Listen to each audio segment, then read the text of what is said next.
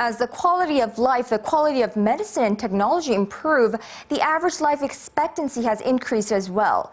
Consequently, one common interest we share worldwide: how do we stay healthy and disease-free? When we do get sick, how do we combat the disease?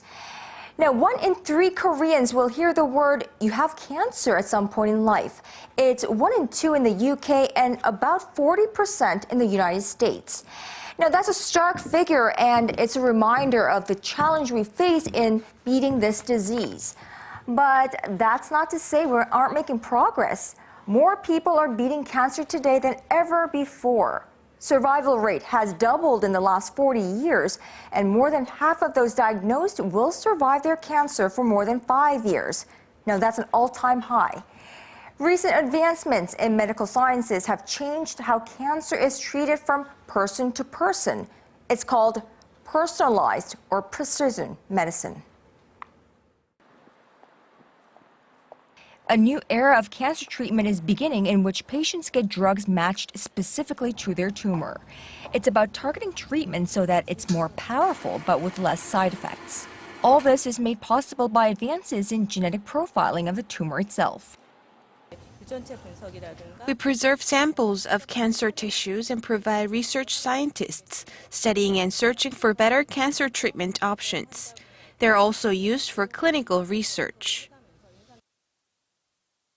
Through the analysis of tumors and genetic sequencing, researchers are now able to create new diagnostic and prognostic tools and identify targets for new drug therapies. Genomic analysis is a relatively new way to look for unique genetic mutations in cancer tumors. The DNA sequence information from individual patients can be used to tailor what therapy they should get. They look for mutations that may allow a cancer to be treated with a medicine that specifically targets that mutation. That's called targeted cancer therapy. Targeted therapy zeroes in on cancer-specific genes and proteins that allow the cancer cells to grow and survive. It attacks cancer cells while avoiding normal cells. In certain types of lung cancer, targeted therapy have shown great performance. 9 out of 10 patients saw their tumor shrink and remained responsive to the drug for about a year.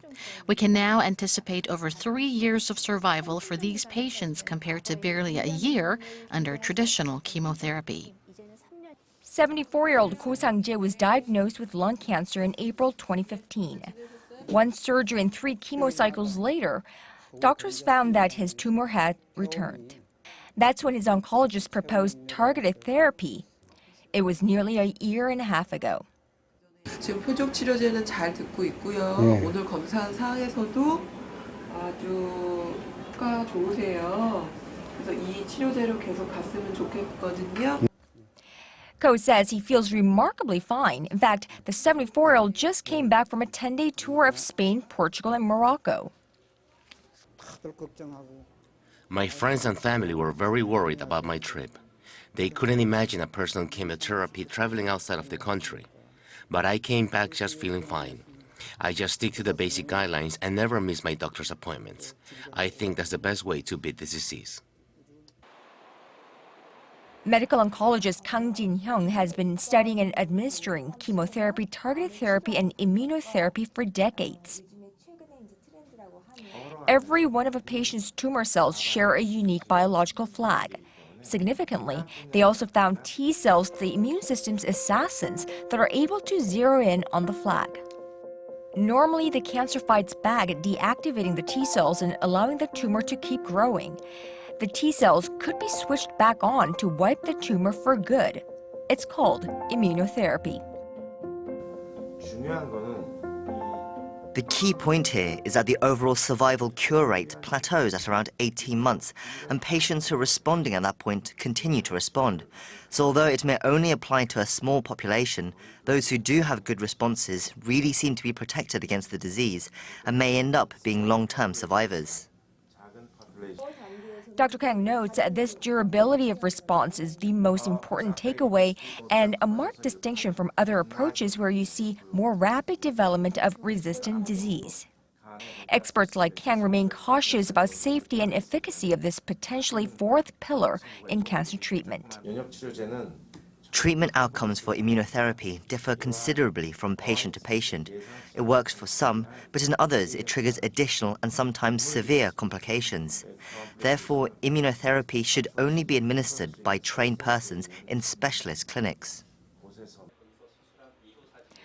Multidisciplinary care or team-approached cancer care is another huge pillar in personalized cancer treatment.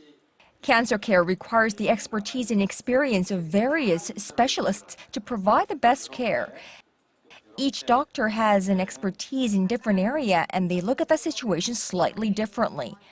When all doctors sit together and put their heads together, they can come up with a better plan. And communicating with the patient is key. As pathologists, we analyze the appearance of the cells under a microscope and determine whether the tissue is benign or malignant. If found cancerous, we run other tests to reveal additional characteristics of the cancer and whether it's likely to spread to other parts of the body. A skin cancer or melanoma patient may require a skin graft to close the wound after cancerous and other skin lesions are surgically removed. Plastic or reconstructive surgeons take part to take care of the procedure. Only when oncologists and other specialists work together to provide a patient-focused, comprehensive and coordinated treatment can we achieve the best results. At the center of all cancer cure must be the patient.